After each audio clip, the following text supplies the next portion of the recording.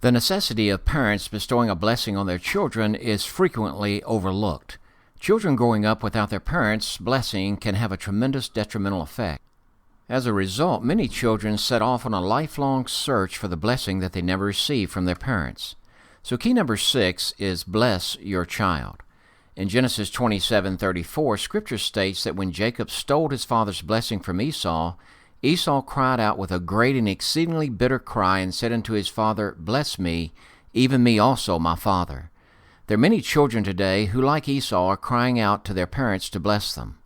In Mark 10:13-16, when parents brought their children to Jesus, the disciples reprimanded these parents. They obviously felt that Jesus just didn't have time for these children. But Jesus immediately rebuked the disciples and said, Suffer the little children to come unto me, and forbid them not. In a message I often preach in churches to close out a weekend parenting conference titled Bestowing a Blessing, I explain to parents how that Jesus blesses children in 3 very important ways that all parents should also emulate. So I want to briefly share with you some highlights from this message.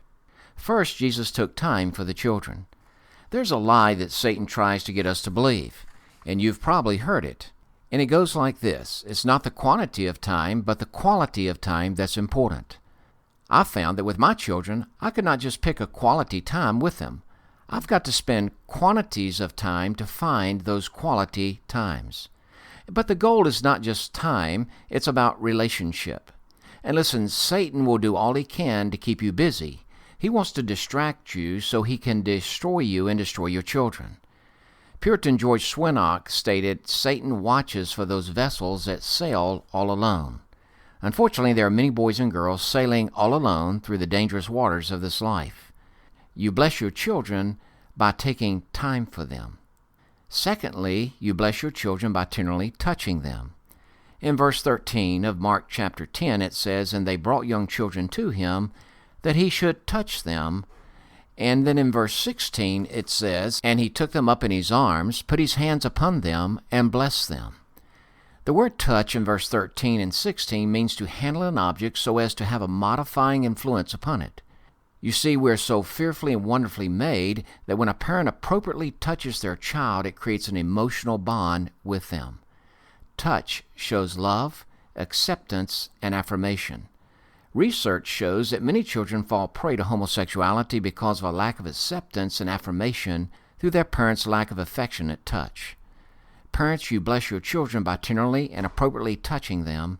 This shows love, acceptance, and affirmation of your love.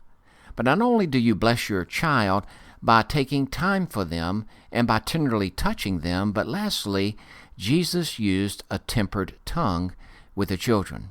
And it says in verse 16, He took them up in His arms, put His hands upon them, and notice the last words, and blessed them.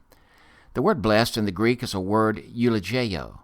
We get our word to eulogize from this word, which means to speak well of. Unfortunately, many times we only eulogize someone after they die. How much better to eulogize someone when they're alive?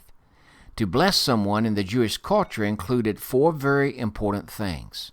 A spoken message, number 1, of high value, number 2, that pictures a special future for that person, number 3, and an active commitment to help them fulfill it, number 4. So Jesus was using a tempered tongue to give these children a spoken message of high value that pictured a special future and His commitment to help them fulfill it. When I say Jesus used a tempered tongue, I mean a tongue that was under the control of the Spirit of God. Mark Twain aptly stated, words are the tools that shape the heart. Proverbs 18:21 tells us that death and life are in the power of the tongue. Parents, you can either bless or curse your child with your tongue. How long has it been since you told them that you not only love them, but that you also accept them and that you're proud of them, that you're blessed that they're in your family?